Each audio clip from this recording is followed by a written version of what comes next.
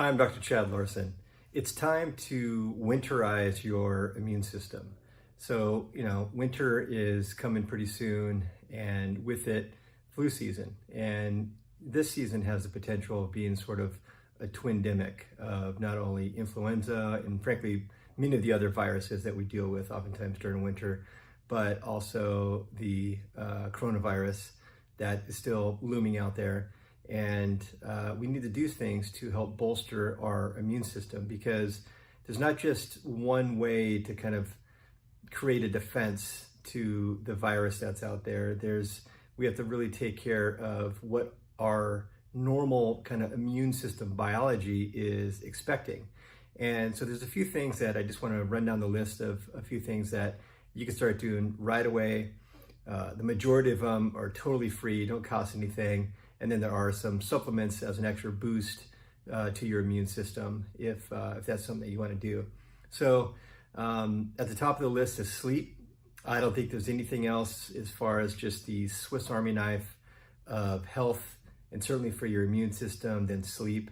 There's just no shortcut for it. You have to get the proper amount of sleep. And the proper amount, does actually kind of vary from person to person. But on average, they say somewhere between like 7-8 hours for most people is the adequate amount of time in bed. But then there's also quality of sleep.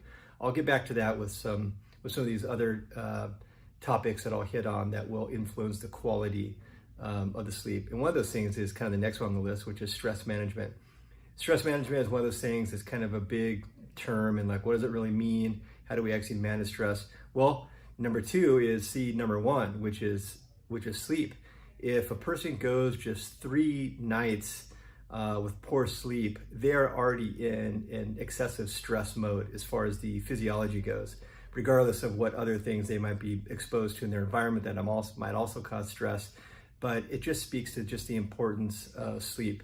It's just so vital for not only for stress management, but for your immune system, and a very, very long list of many other things. So stress management is key. Stress management can also kind of roll into the next one, which is exercise. Exercise is a great way to kind of manage stress in the system, because what it is there's kind of a whole concept called hormesis, or a hormetic effect. A hormetic effect is like a little bit of a stressful thing to kind of bolster your threshold so that things aren't as stressful in the body. In other words, you're raising your resilience, and that's what these hormetic practices do. And exercise is a type of hormesis. What we're doing when we exercise is we're taking the body through whatever it is. If you're going for a run or you're lifting weights, you're kind of breaking the system down. You're making the muscles and the cardiovascular system work a little bit harder than what it really wanted to do. And so you create a higher threshold. You kind of increase that point of beyond which the stress has to go in order to kind of negatively impact your body. So these hormetic stressors, there's other things like cold plunges, you've probably heard about, which is just, going into maybe a cold bathtub for like 1 to 3 minutes, sometimes even longer as you get more used to it. But lots of cool physiological effects happen in the body. I think saunas could be another one. So it's like a little bit of a stress, a very controlled kind of stress to the system, and that will help to make you more resilient and resistant to life stressors that we have to deal with all the time. And then that kind of rolls into the next one, which is diet. Diet could be either very stressful for the system, or it can be very nourishing and regenerative to the system. Why could it be stressful to the system? If we're eating foods that are high in sugar, processed foods. We talked many, many times about this, that these foods are stressors themselves. They create a whole cascade of physiology in the system that results in stress. Cortisol goes up and adrenaline goes up because your blood sugar is going up and down. This massively affects the immune system. There's very clear science that shows just one serving of a pretty moderate amount of sugar could suppress your neutrophil activity, which is like one of your main white blood cells, when you're part of your immune system, up to 5 hours. The researchers stopped evaluating it at 5 hours. So it's at least 5 hours. Maybe it's more. But these are really key things, that you want to eat a diet that's anti-inflammatory.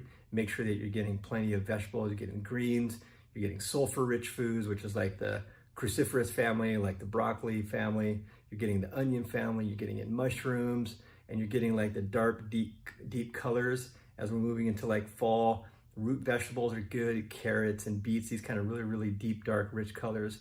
Those are kind of the three categories. Make sure you have a good, healthy source of animal protein and fats. What kind of fats do we want to consume? What you don't want to consume is seed-based oils. These are very stressful to the system. These are like soybean oil and corn oil, cottonseed oil, these kind of things. They're so processed. It takes so much science to basically extract the oil out of these things. They're very inflammatory for your system, not going to boost your immune system at all. But there's other things, good, healthy, natural fats from animal fats, good natural animal fats. There's other plant-based fats like coconut oil, avocado oil. These you can use in your foods. They're very healthy. And obviously you could consume foods that are rich in omega-3 fatty acids like salmon and these kind of deep water fish. So that's on the diet side. Diet really is a key centerpiece. It's up there with sleep as far as things that we are within our control for the most part and could have a massive impact on supporting our immune system going into kind of flu season. So another thing is you want to make sure that you're getting out in nature. Even as, you know, it gets colder, it's a little bit maybe less inviting to go outside, it's really key to make sure that you're getting, maybe it's not as much for sunshine, although getting out in the sun if the sun's out is a really good idea, but just getting outside, fresh air, and getting back in nature is really key. As you start to use the body more, you want to hydrate, even on a regular basis. Even if you're not exercising on a particular day, you got to make sure you hydrate. Really key for the immune system, because remember, a big part of our immune system is our mucosal immune system, the mucous membranes. Well, what's the mucous membranes mostly filled with? It's water. We need fluid. We need the building block for the mucous membranes. So if we get dehydrated, or if we're mouth breathers, or we're breathing too much in and out of our mouth, we can kind of get dry mouth. That's an inviting pathway for a virus to find its way deeper into your system. So all those things really matter, and pretty much everything that we just talked about is totally free. Like, it doesn't cost money to do these things. But you do have to watch, you know, your alcohol intake. We're going into a part of the season where oftentimes alcohol goes up and things like sweets and sugars and treats and all these things kind of go up. This is not the winter for you to do that. I'm just kind of warning you, maybe empowering you now to just say, you know what, it's just not the right winter. You could kick that down the road for later, but this is not the time that you want to be exposed to these things that are going to suppress your immune system for any period of time. You may be around people that you're not usually around. We could be exposed to, you know, many different viruses and things that are out there, and we don't want any immune suppression. So really be extra conscious about sugar intake. The same is kind of unfortunately true about alcohol, which also can suppress the immune system, can definitely influence your sleep quality and quantity at night. So it's really key to kind of manage that, be aware of your alcohol intake and keep it at a real kind of moderate level so it's not affecting these things. And we know that, you know, excess alcohol could influence the system in a way that it just makes us more of a susceptible host to opportunistic pathogens that might be out there. So those are all things that are kind of on the diet and lifestyle side. There are certain supplements that I've seen in my clinical practice to be really helpful, and we're kind of helping people boost these things up prophylactically going into this sort of winter flu season and this whole kind of twindemic possibility. So you want to make sure that you're getting good, high quality form of vitamin C, vitamin D. The way to dose vitamin D, I always check, you know, run labs on my patients to figure out what their levels are, and that can really help to determine how much vitamin D they need to take. But at least, you know, get in some vitamin D. I'm really liking NAC right now, N-acetylcysteine. Cysteine is an important building block, not only for glutathione, which is a really key kind of antioxidant, anti-inflammatory substance for all of our cells, but NAC itself kind of has an affinity for the lungs, helps to break up kind of excess mucus in the lungs. Also, we want to make sure we're getting in vitamin A. Again, vitamin D, vitamin A, you can get from food sources. You know, don't be afraid of organ meats, like some, some chicken liver or something like that. You can make it into kind of a slurry, cook a little bit, make it into a slurry in a blender, and then pour it in with some, make some hamburgers out of it, or make some taco meat out of it or something like that. But you can sort of hide these organ meats, but they're just loaded with vitamin D and vitamin A and many, many other nutrients. So there's, some things that you can do there with that. But of course, you can take those as a supplement as well. You can take some things that, you can take fish oils as a supplement. If, let's say, maybe you don't like fish, or just it's not in season where you are, making sure that you kind of get some fish oils, very anti-inflammatory for the system. So those are the supplements that we're really kind of featuring with most people: vitamin C, zinc, NAC. Some people need some quercetin. Quercetin is a bioflavonoid that we're seeing to be particularly effective against certain viruses. And so make sure that that's part of your supplemental regimen. And then, like I said, NAC, fish oil. A little thing about probiotics. Some people, I recommend probiotic as a supplement, but more often than not, I'm recommending eating probiotic-rich foods almost medicinally. You're just getting in a couple bites every day of some kind of like legit sauerkraut or legit pickles, not fake pickles that really don't ferment it at all, but like good, legit probiotic-rich nutrients. Kimchi.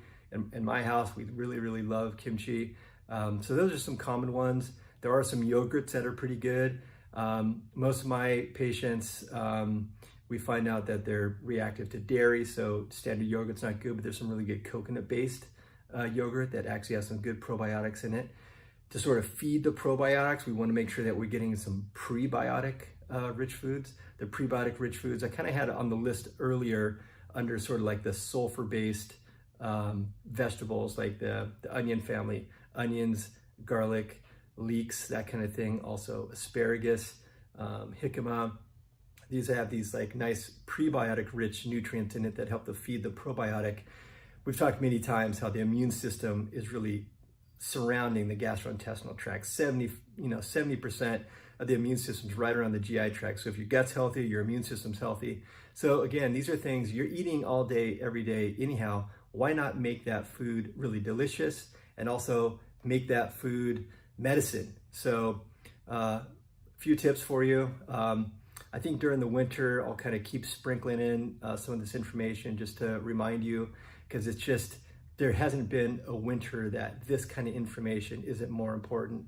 So I just want to kind of sound that alarm, make you think about that, bring it into your kind of the front of your brain so that you're making conscious decisions as you go throughout your day. So I will keep reading the studies and bringing you the information. Until then, keep it real.